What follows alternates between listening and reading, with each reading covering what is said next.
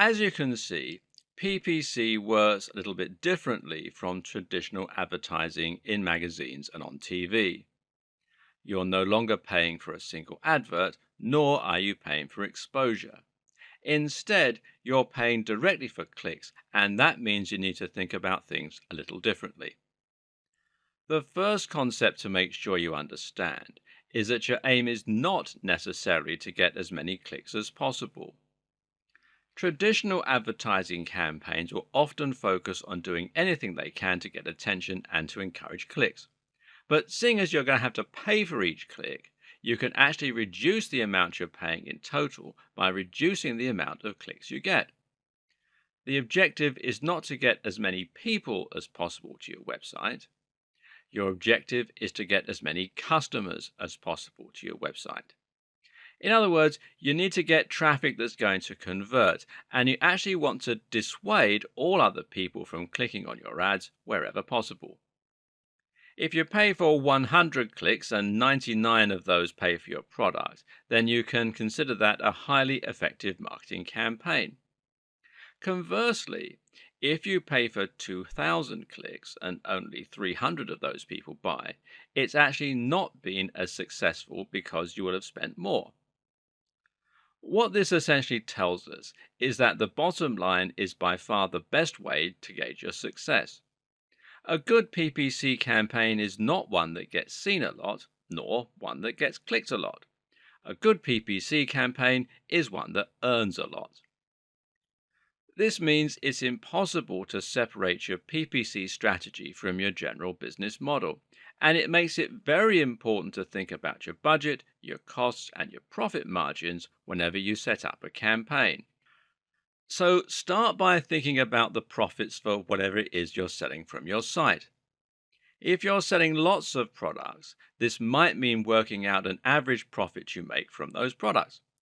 Otherwise, if you're linking to a sales page and predominantly selling just one product, then it will mean thinking about how much you make from that one item. First, that means calculating your COGS, that is, cost of goods sold, and it tells you how much it costs you to make each of your products. Now, let's say that you sell phone cases. This will mean paying for the materials, the manufacturing, the delivery, and the storage. Then you have to subtract these overheads from the amount you charge for each item. What you're left with is your profit margin. The great thing about digital products like ebooks or online courses, which is what a lot of website owners sell, is that you have zero overheads, and that means you'll be making 100% profit on each sale. An ebook that you sell for $30 will give you a $30 profit. That said, ebooks appeal to a smaller audience when compared with physical items, and thereby you can expect to have a smaller conversion rate, which is the next point. So here you need to calculate how many visitors on average buy your products from you. This means looking at your conversion rate. If you have 1,000 visitors a day and one sale, then that means you have a 0.1% conversion rate. If you make 10 sales for every 1,000, then that means you now have a 1% conversion rate. This can tell you how much you're earning in a day. For example, if you have 1,000 visitors a day, a 0.1% conversion rate, and a product that earns you $20, then you will earn $20. That also means you can work out how much you are going to be able to earn if you increase your visitors. If you could double your visitors, then you should make $40 on average. If you can multiply them by 10, then you should make $200 on average. More importantly for your Bing ads, though, this also tells you how much each visitor is worth to you. If 1,000 visitors equals $30, then that means each visitor is worth 3 cents. 3 cents isn't a lot of money, and that's why it's so important that you think about this before you create an advertising campaign. Because if you were to go ahead with these numbers and start paying $1 per click, you'd end up losing a lot of money. Working out your numbers first is what will allow you to ensure you're making a good profit. But what you might find is that you need to tweak some things before you get started. For instance, you can increase the asking price of your product and thereby increase your profits to 5 cents or 10 cents. Better yet, you should focus on improving your conversion rates by improving the quality or desirability of your product and by improving your persuasive writing so that people who land on your site will be overcome with the powerful desire to buy your products. If you can do this, then maybe you'll be able to increase your conversion rate to 5%, thereby increasing the value of each customer by 5 times that amount. Now comes the good part. If you set your CPC to this number, the amount that each visitor is worth to you, then you literally cannot fail. Your clicks will now result in profits, and the more you raise your budget, the more profit you'll make. You're spending less per click than each visitor is worth to you. Except that isn't quite how this is going to work. Because actually, here comes the good part, it's going to work better than that. That's because the people currently on your website are all people who got there through, well, all kinds of different means. These are people who found you on social media, who typed your address in by accident, who found you on Google, or who were recommended by a friend.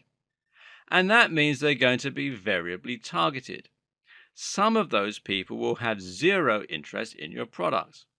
And that's why it's so important you think about targeting the right kind of user in your adverts. And that's also why we're not trying to simply get as many visitors as possible. As mentioned, it's actually more important that we get lots of the right users and put off people who aren't likely to want to buy. Your objective then is to make sure that the way you design your ads is only going to appeal to potential customers. That means your text shouldn't read, "Click here for the amazing secret to losing weight." Rather, it should read, "Click here for a $30 ebook that will make you lose weight fast." Or, "The secret to weight loss, just $30. What this does is prevent anyone not looking to spend money from clicking on your ad. We don't want these people because they're costing us money. But someone who knows the price up front and is still willing to click is very likely to want your book. Assuming you can convince them that your product is what they're looking for and it's good value for money, you should be able to walk away with a sale. Now, think about how much higher conversion rates will be for people who click this ad versus people who just stumbled onto your site. You can further target your customers by placing your adverts on the right keywords and key phrases. This is a big part of the PPC campaigns, and it's very much worth doing your research here.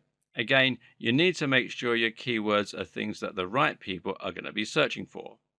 At the same time, though, you also need to keep your competition low so that the average CPC will be as low as possible. If you try and rank for, say, hotels, then you're going to be up against thousands of other businesses, some of which will have near infinite resources. How do you like the sound of competing with Expedia, Airbnb, or Hotels.com and the rest? They can afford to offer $1, $2, or $5 per click, and you just won't be able to keep up. But use a keyword that is popular but not overpopulated, like quirky hotel Santa Monica or romantic getaway in Bournemouth, and you're going to be paying less and targeting a more specific type of customer, meaning you can use a more specific and tailored landing page for them focused on the area and type of experience. How do you find a keyword that's popular, directly targeted, but not overcrowded? Simple. You use Bing's own keyword tool, which can be found here at bing.com/toolbox/keywords. And then you just simply sign in with your Bing account or with your Microsoft account. And this tool will let you search different keywords and will then show you the amount of people searching for that term in the date range you specify. You can look at how many times a term has appeared in a search over the last 6 months, for example. If something came up 50,000 times, then that's a fairly good keyword that will potentially be able to grab you up to 50,000 visitors. But if the search term came up 100 times, then it's a lot less useful to you. Note that Google also has a keyword tool called its Keyword Planner, and you can use this in just the same way as you would use Bing's own keyword tool, and it doesn't really matter if it's from Google.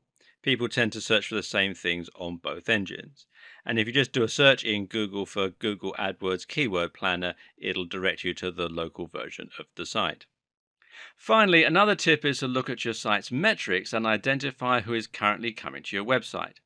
If you have Google Analytics set up correctly, then you'll be able to find out which visitors are buying from you and what they typed in order to get there.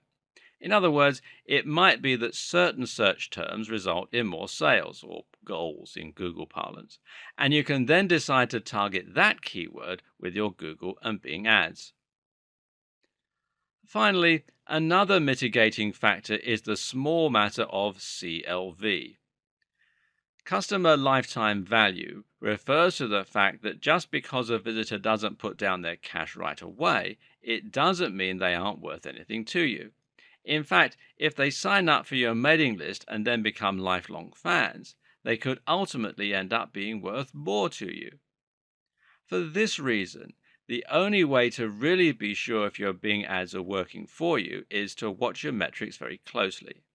This means looking at how many visitors you're getting, where they're coming from, and how your sales increase as you spend.